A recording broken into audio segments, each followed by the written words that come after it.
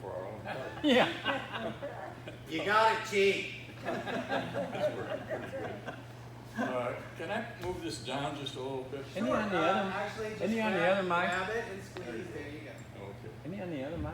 Well, you're supposed to be. Since we're the only ones here, I don't think Frank is going to pull in the reins too much. So I'll tell you a story I hadn't planned to tell you. Uh-oh. Probably my friends know that I was a superintendent of schools for 25 years, and I had a lot of jokes for a lot of occasions. And I have a couple stories. I'm just going to tell you one, though, about what happens when you go to an event and hardly anybody shows up. Very few people show up. Well, the story is about a minister. He was a substitute minister just trying to get along, and he came to this country church to take the place of the regular minister for a week. And he was all prepared. He had a whole sermon all ready, and he came out of the back of the vestry, came up to the podium. He looks out over the audience, and there's only one guy there.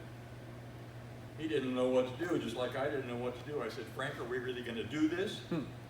So he comes off, he's a smart guy, he comes out, he talks to the guy. He says, you know, I've established, I set up a whole talk I was going to give, but you're the only one here. What do you think I should do?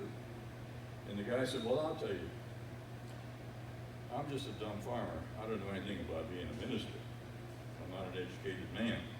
But I know this much, that if I went out to feed the cows, and only one cow showed up, God, I'd feed her. Well, he took that as guidance, went up behind the podium, did his whole sermon, 45 minutes, hell and brimstone. At the end, he's sweeping away the smoke. And he comes out, talks to the guy, says, well, what'd you think? The guy said, look, I don't know anything about being a minister. I'm just a dumb farmer. But I know this. If I went out to feed the cows, and only one cow showed up, I'll be damned if I give her the whole load. Now, Rebecca is recording this, and I want the people who happen to see this recording, which is going to be a lot more people than are seeing it right now, to understand this is a COVID audience. We have about 10 people in the audience, and if you don't hear any laughter, that doesn't mean I'm not funny. There's nobody here to laugh. Well, in the past couple of months, I have been to a number of doctors for a variety of reasons. One is for the cataract on my one good eye, and I'm trying to see whether or not I can do this without glasses tonight. But coming home from one of those doctors' meetings, I just had the thought that a lot of people in this state go to the doctor a lot. And maybe I could write something about that experience that people would enjoy. So I went home and did just that. Well, I had nothing else to do for the last 8 months, since this COVID thing got started. So here, for the first time on any stage, an original production titled A Visit to the Doctor in Florida Today. So here we go. Now I'm going to go back and compare a little bit with the visit to the doctor in those small Midwestern towns where we grew up. And it goes something like this. Ring-a-ding-ding. Hello, Dr. Weinstein's office. Toby speaking. Hi, Toby. I'd like to make an appointment with the doctor. It's Bob Stabile. Sure, Bob. How about tomorrow at 9:30 in the morning? Great, I'll be there. And that would be it. Now, in Florida, it's a little bit different. Medicine is big business in Florida and very well organized. A visit to the doctor will go something like this. Ring-a-ding-dingy. Now, I'm going to tell you, I'm going to pretend to be a woman talking in a falsetto voice, so you have to go along with that. And I have a phone here that Rebecca got out of some closet, dusty closet. Now, when I'm speaking as a woman, you have to believe I'm a woman, and then you have to believe that my voice is coming out of this phone. Okay, we ready? Here we go. A visit to the doctor in Florida. Ring-a-ding-dingy. Hello, Sunshine Medical Group. Please hold. Get it? You got it? Okay. Yeah. Okay. Now I got to keep these pages straight here. This is harder than I thought. Oh, there you go. There we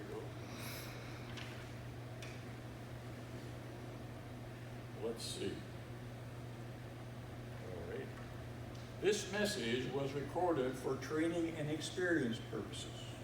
So don't try anything. We are taping you. Our call volume is higher than normal, so wait times have increased. Your call is important to us. We will do anything to serve you better, except hire more people to answer the phone. Then they want to be sure you're not wasting their time. Please listen to the entire message, as our menu items have changed.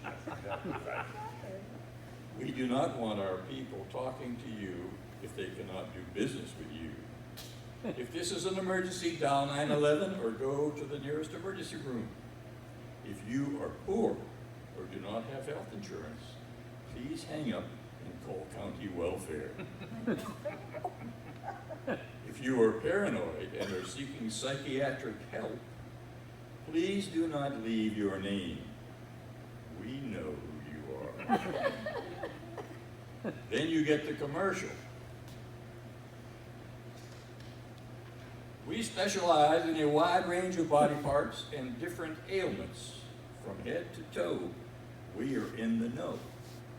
For example, we are #1 in Florida in vasectomy reversals. If you have trouble making up your mind, if you have a history of making decisions that you later regret, if your fourth new wife wants to have a baby, call Sunshine Medical Group. We can help enable you. Then you get the COVID warning. Our office is COVID-free, and we intend to keep it that way. Please do not ask for an appointment if you have recently traveled out of the country or had sex with anyone you met at Sneaky Pete's.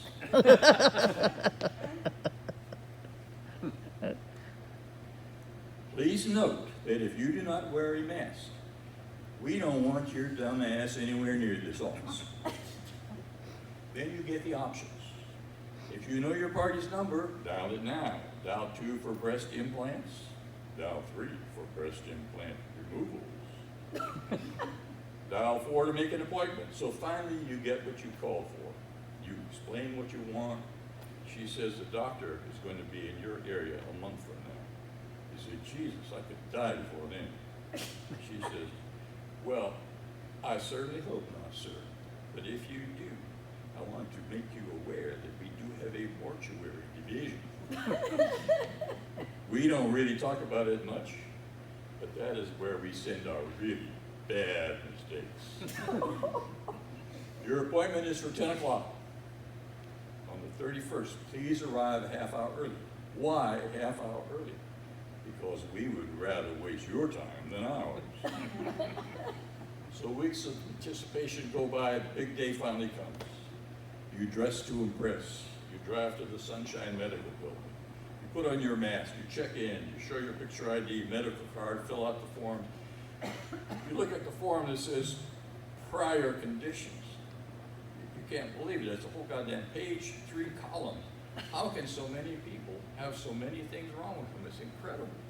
You start to feel a little bit good about the visit, because you only have 5 of those things that are wrong with you.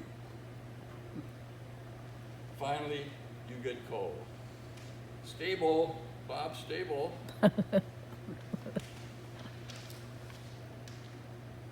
You follow her to the room, you sit down, she takes your blood pressure and says, go into that room over there and pee in this cup. So you're over there, my God, I hope I have enough. I haven't been able to eat and drink anything since midnight. So you do that, you come back, she asks you to undress and put on this paper toga, open in the back. She says, the doctor will see you soon. Eventually you hear a knock. The doctor always knocks. I don't know why the doctor knocks. They're not going to catch you with your pants down. They already took your pants. You know, it's embarrassing, especially if you're meeting a new doctor. Hi, I'm Bob. This is my butt. I take them everywhere.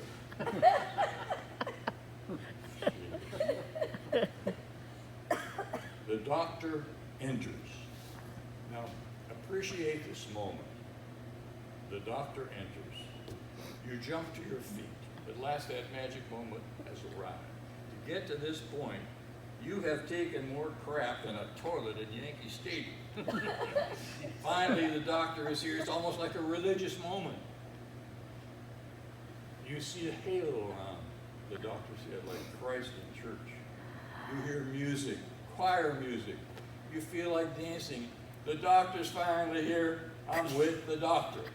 Thank God the doctor is finally here. The doctor's a woman. My doctor's a woman. Then I don't know, I sometimes I just start thinking about the intimacy of the doctor-patient relationship.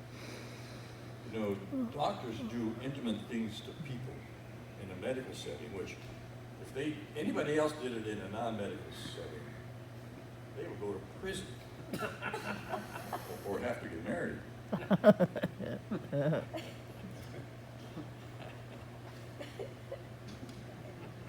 So you get right down to business. Time is money. The doctor has a quota.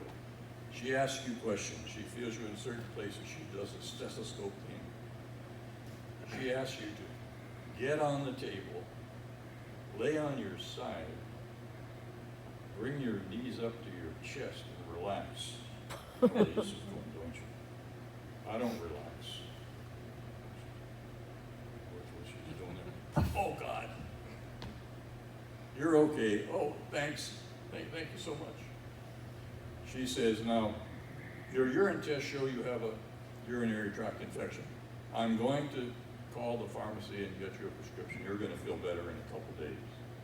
And that's it. That's it. She walks out. You can't believe it. 5 minutes? All the time you waited, all the money this cost you. You wanted to talk to her about your grandkids, show her a picture of your dog. You know, anything to make it go on a bit more. But that's it, folks. That's a visit to the doctor in Florida today.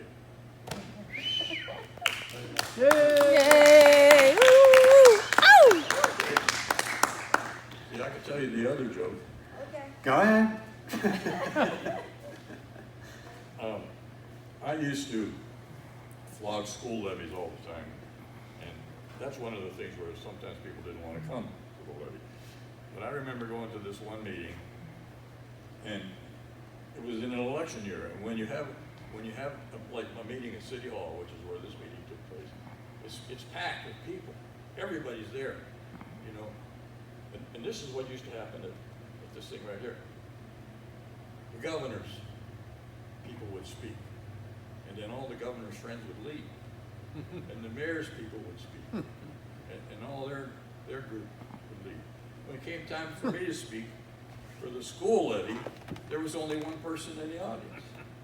So I felt, sir, I want to thank you for staying and listening to me. It's very courteous of you. He said, well, you give me too much credit. He said, I'm from the library and I speak next. Well, I'm glad we can have a drink now. Thank you very much. All right. Yay. Thank you so much, Bob. The librarian is here now. Yeah, I'm glad to know Frank, and I'm glad to know Johnny and a whole crowd of people. Oh, thank you.